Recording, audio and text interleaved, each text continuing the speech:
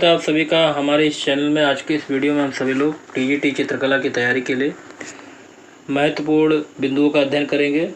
जैसा कि हम लोग यहाँ पर अध्ययन कर रहे हैं भारतीय कला एवं कलागत तत्व, तो जिसके अंतर्गत हम लोगों ने कलाकार पढ़ा, कला की परिभाषा पढ़ी, कला का वर्गीकरण, कला के प्रकार और कला के 6 अंग, कला के तत्व, चित्र संयोजन सिद्धांत। तो उससे संबंधित अब हम लोग कुछ महत्वपूर्ण बिंदुओं का अध्ययन कर रहे हैं इस पाठ से संबंधित। तो चलिए इन बिंदुओं को देख लेते हैं। यहाँ पर आपको 65 बिंदु मिलेंगे जो कि एग्जाम के लिए वेरी इंपॉर्टेंट है। तो चलिए इन बिंदुओं को अध्ययन करते हैं। देखते हैं क्षैतिज रेखाएं क्या भाव प्रकट करती हैं। तो क्षैतिज रेखाएं जो भाव प्रकट करती है उसमें स्थिरता, शांति, मौन और संतुलन का भाव प्रकट करती हैं। कौन? क्षैतिज रेखाएं। तो अगर पूछा गया कि स्थिरता, शांति, मौन तथा संतुलन का भाव कौन सी रेखाएं प्रकट करती हैं, तो क्षैतिज रेखाएं प्रकट करती हैं। चलिए अगला देखते हैं। अगला है लंबवत रेखाएं कौन सा भाव प्रकट करती हैं। तो लंबवत रेखाएं आकांक्षा, गौरव, अस्थायित्व और शाश्वतता का भाव प्रकट करती हैं लंबवत रेखाएं। वहीं कोणीय रेखाएं देख लेते हैं। तो कोणीय रेखाएं जो हैं व्याकुलता का, संघर्ष का, आघात का, बेचैनी का, असुरक्षा का, अस्पष्टता का भाव प्रकट करती हैं। कर्णवत रेखाएं देख लेते हैं। कर्णवत रेखाएं तेज गति का, नाटकीयता का, क्रियाशीलता का और स्पंदन का भाव प्रकट करती हैं। चलिए और देखते हैं। एक स्थान से विभिन्न दिशाओं की ओर जो निकलने वाली रेखाएं होती हैं उन्हें एक पुंजीय रेखाएं कहा जाता है। एक पुंजीय रेखाएं कौन सा भाव प्रकट करती हैं। तो एकता का भाव प्रकट करती हैं, शक्ति का, स्वच्छंदता का, अभिलाषा का, शोभा का, लावलीनता, स्वदेश प्रेम और प्रसार का भाव एक पुंजीय रेखा प्रकट करती हैं। आपको दिखाया गया था चित्र में एक पुंजीय रेखा, ऐसे एक ही पुंज से विभिन्न दिशाओं में निकली गई रेखाएं एक पुंजीय रेखाएं कहलाती हैं। आगे देखें। वर्तुल या चक्राकार रेखाएं कौन सा भाव प्रकट करती हैं। तो भ्रम का भाव प्रकट करती हैं, संघर्ष, उत्तेजना, गति और शब्द का भाव प्रकट करती हैं। प्रभावी रेखाएं देख लेते हैं। प्रभावी रेखाएं आप देखे होंगे इसी तरह से होंगी। प्रभावी रेखाएं गति का और लावण्य, मधुरता का भाव प्रकट करती हैं। अच्छा देख लेते हैं कि विपरीत दिशाओं में खींची गई रेखाएं को जोड़ने वाली रेखाएं क्या कहलाती हैं। तो संधि रेखाएं कहलाती हैं। रेखा का महत्व किन कलाओं में दिखाई देता है। तो पूर्वी कलाओं में रेखा का महत्व दिखाई देता है।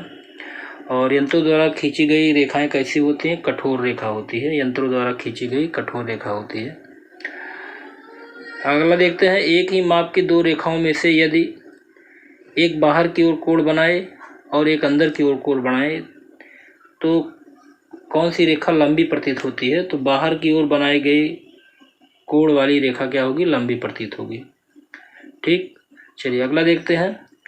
एक ही माप के दो आयत बनाते हैं परंतु एक को लंबवत रेखा से तथा दूसरे को क्षैतिज रेखा से काटते हैं तो कौन सा आयत लंबा प्रतीत होगा। तो लंबवत रेखा वाले जो आयत होगा वो लंबा प्रतीत होगा।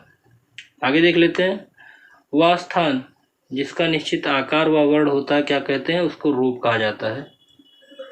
तो रूप के कितने भेद होते हैं आपने पढ़ा ही होगा। रूप के 2 भेद होते हैं, सममात्रिक रूप, असममात्रिक। वर्ण की उत्पत्ति, वर्ण की उत्पत्ति किससे होती है, प्रकाश से होती है। और वैज्ञानिकों ने कब बताया था वर्ण की उत्पत्ति, तो 1670 ईस्वी में आइजैक न्यूटन ने बताया था। 1670 ईस्वी में आइजैक न्यूटन ने वर्ण की उत्पत्ति बताया था कि प्रकाश से होती है। आगे देखते हैं। जब हम किसी वस्तु को किस प्रकार देखते हैं, अगर हम किसी वस्तु को देखना है तो किस प्रकार से देखते हैं, तो यहाँ पर दिया गया है। किसी वस्तु से विकर्ण होकर जब प्रकाश रेटिना पर केंद्रित होता है तो रोड्स और कोन्स नामक सेल्स चेतन हो जाते हैं और वस्तु की छवि रेटिना पर उतर जाती है। इससे वस्तु, कोई भी वस्तु दिखाई देने लगता है। आगे देखते हैं। वर्ण के कितने गुण होते हैं। तो वर्ण के 3 गुण होते हैं। इसके पहले आप लोगों ने पढ़ा होगा, रंगत, मान और सघनता। रंग की प्रकृति को क्या कहते हैं, रंगत कहते हैं, जैसे लालपन, हरापन, नीलापन, ये सब। और हल्के और गहरेपन का द्योतक क्या होता है, रंगत के हल्के और गहरेपन का द्योतक मान कहलाता है। रंग की शुद्धता का परिचायक क्या है, तो रंग की शुद्धता का परिचायक सघनता होती है। आगे देख लेते हैं, जो वर्ण स्वाभाविक रूप से मिलते हैं उनमें किसी रंग का मिश्रण प्राप्त नहीं होता, कौन से वर्ण कहलाएंगे? तो मुख्य वर्ण कहलाएंगे। मुख्य वर्णों की संख्या 3 होती है। मुख्य वर्ण कौन कौन से हैं? लाल, पीला और नीला। क्यों? क्योंकि ये किसी रंग से बनाए नहीं जा सकते हैं मिलाकर। मनोवैज्ञानिक रंग 4 होते हैं, लाल, हरा, नीला, पीला। पदार्थ की मुख्य रंगतें कौन है? लाल, नीला और पीला। ये पदार्थ की मुख्य रंगतें हैं। प्रकाश की मात्रा सबसे अधिक किस रंग में होती है? प्रकाश की मात्रा सबसे अधिक पीले रंग में मानी जाती है। आगे देखते हैं, किस रंग में कंपन गति सबसे कम होती है? तो कंपन गति सबसे कम होती है लाल रंग में। और किस रंग की तरंग लंबाई सबसे अधिक होती है? तो भी लाल रंग में तरंग गति लंबाई सबसे अधिक होती है, इसलिए खतरे के निशान में लाल रंग का प्रयोग किया जाता है। अग्रगामी रंगत किसे कहते हैं? तो जो रंग सर्वप्रथम दृष्टि को आकर्षित करते हैं उनको अग्रगामी रंग कहते हैं। जैसे अग्रगामी रंग कौन कौन से हैं? तो अग्रगामी रंग है लाल, ठीक। उष्ण मतलब गर्म रंग कौन से हैं? वो अग्रगामी रंग जितने भी हैं वो उष्ण वर्ण की श्रेणी में आएंगे, और शीतल वर्ण पृष्ठगामी रंग की श्रेणी में आएंगे। आगे देखते हैं, विष्णु धर्मोत्तर पुराण के अनुसार मुख्य वर्ण कितने हैं? तो विष्णु धर्मोत्तर पुराण के अनुसार मुख्य वर्ण जो हैं वो 5 हैं। कौन कौन से? लाल, पीला, नीला, सफ़ेद, काला। न्यूटन के अनुसार प्रकाश की कितने रंगतें हैं? 7 हैं, बैगनी, नीला, गहरा नीला, नीला, हरा, पीला और नारंगी तथा लाल। आगे देखते हैं, मुख्य रंगतों को मिलाने से जो रंगत प्राप्त होते हैं उनको द्वितीयक रंगत कहते हैं। ये आप लोगों ने पढ़ा था। द्वितीयक रंग कौन कौन से हैं? बैगनी, नारंगी और हरा, ये द्वितीयक रंग की श्रेणी में आएंगे। प्रकाश की मुख्य रंगतें कौन सी हैं? वो 3 है प्रकाश की मुख्य रंगतें, लाल, हरा और बैगनी। अगला देखते हैं, किस रंग में कंपन गति सबसे अधिक होती है?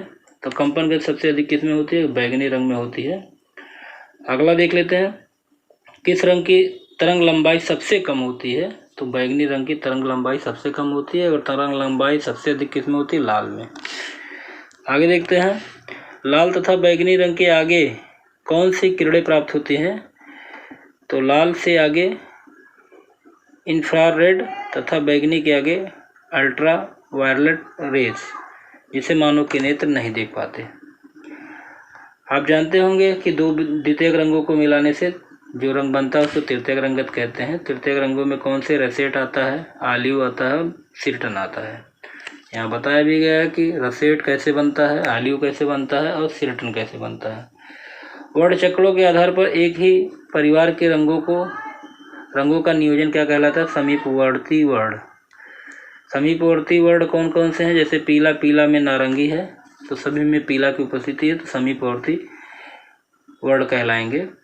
वर्ण चक्र में स्थित आमने सामने के रंग कौन से कहलाते हैं? विरोधी रंग कहलाते हैं, ठीक। यहाँ देखिए विरोधी रंग दिया गया है, हरा का विरोधी लाल, नारंगी का विरोधी बैगनी और नीले का विरोधी पीला रंग होता है। चलिए आगे देखते हैं, एक रंग को कुछ देर तक देखने पर कौन से रंग की अनुभूति होती है? उसी रंग के विरोधी रंग की अनुभूति होती है। जैसे नीला को अगर कुछ देर तक हम लगातार देखते रहेंगे उसके विरोधी रंग पीले रंग की अनुभूति होने लगती है। एक ही रंगतों के विभिन्न मान का संयोजन क्या कहलाता है? तो एक वर्णीय योजना कहलाता है। आगे देखते हैं, रंग की सघनता किस प्रकार से कम कर सकते हैं? तो तटस्थ रंग मिलाकर उसकी सघनता को कम किया जा सकता है। और तटस्थ रंग कौन कौन से हैं? तो काला, सफ़ेद और ग्रे तटस्थ रंग की श्रेणी में आते हैं, तो इनको रंग में मिलाकर उसकी सघनता को कम किया जाता है। अक्षपटल के पार्श्व में कौन सी 2 सूक्ष्म तंतु ग्रंथियां होती हैं? तो रूट्स और कोन्स ग्रंथियां होती हैं। काले और सफ़ेद की दृश्यानुभूति कौन सी तंतु ग्रंथियां से होती हैं? तो रूट्स के द्वारा किया जाता है। शिल्प रत्न तथा विष्णु धर्मोत्तर पुराण में प्राथमिक रंगतों को क्या कहा जाता है? तो सुधा वर्ण या मूल वर्ण कहा जाता है। शिल्प रत्न और विष्णुत्तर धर्म पुराण में प्राथमिक रंगतों को सुधा वर्ण तथा मूल वर्ण कहा जाता है। आगे देखते हैं, सौर रंग सिद्धांत के अनुसार जब सूर्य की किरणें गोलाकार शीशे से छनकर निकलती है तो क्रमानुसार कौन से रंग बनते हैं? तो लाल, नारंगी, पीला, उष्ण वर्ण, हरा, नीला, बैगनी, शीत वर्ण, ठीक है। आगे देखते हैं, जो रंग सूर्य के रंग के समीप होते हैं उन्हें क्या कहते हैं? तो जो रंग सूर्य के समीप होते हैं उनको उष्ण रंग कहा जाता है। उष्ण रंग या उष्ण वर्ण की तरंग गति कैसी होती है? तो बहुत अधिक होती है। जैसे उष्ण वर्ण में कौन से आते हैं, लाल और पीला आते हैं। शीतल वर्ण में जो रंग शीतलता का प्रभाव उत्पन्न करते हैं वो शीत वर्ण कहलाते हैं। तरंगत कैसे होगी, उसमें कम तरंगत होगी। शीत वर्ण के में कौन कौन से रंग आते हैं, तो हरा और नीला ये मुख्य रंग शीत वर्ण में आएंगे। श्वेत श्याम वर्णों से चित्रण करने को क्या कहते हैं, तो वर्ण शून्यता कहा जाता है। श्वेत श्याम वर्णों से चित्रण करने को क्या कहा जाता है, वर्ण शून्यता कहा जाता है। तो यहाँ पर आज हमारा ये क्लास समाप्त होता है। इसमें कुछ और भी महत्वपूर्ण बिंदु हैं, इसको आपको कल बताया जाएगा। आज के लिए इतना ही, तब तक के लिए जय हिंद। अगले वीडियो में फिर मिलते हैं।